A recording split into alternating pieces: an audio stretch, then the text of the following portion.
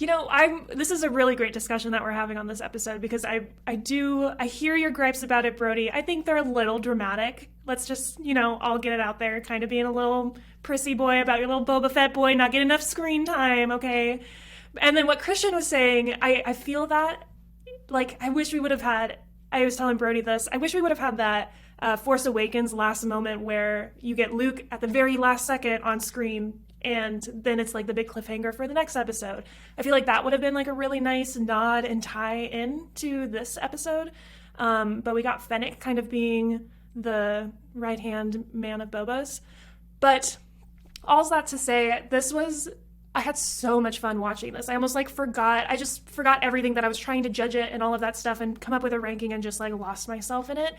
It was so cool to see Mando's armor show up right in the first scene. It kind of takes you back now, realizing how dinged up and grungy Boba's is. He barely has anything, and Mando's is just shiny, pretty, strong. Yeah.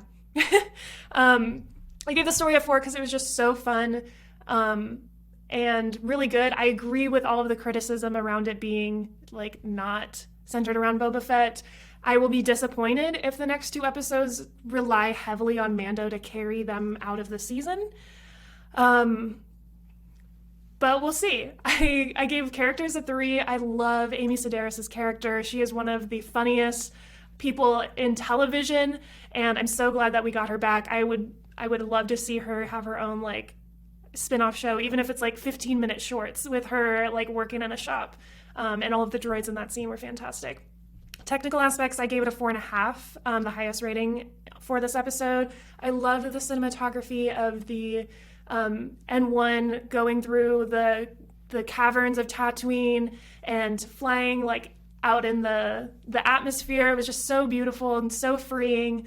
And then I also loved the effects of the Darksaber being really heavy.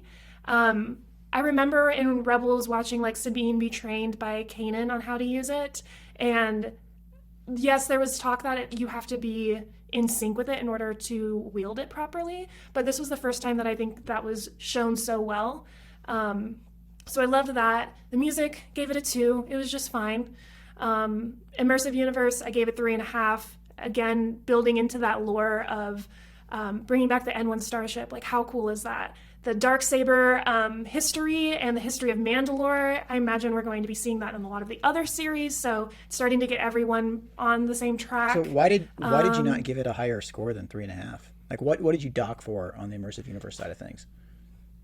That's a good question. I guess this is probably where I let that context fall in, is in the context of the story of Book of Boba Fett. We didn't get that moving forward so much more. But yeah, it did feel like a Mandalorian episode. We even got his own famous, I can bring you in warm or I can bring you in cold. Classic. But that's all that to say, I gave it a 17, which is pretty solid.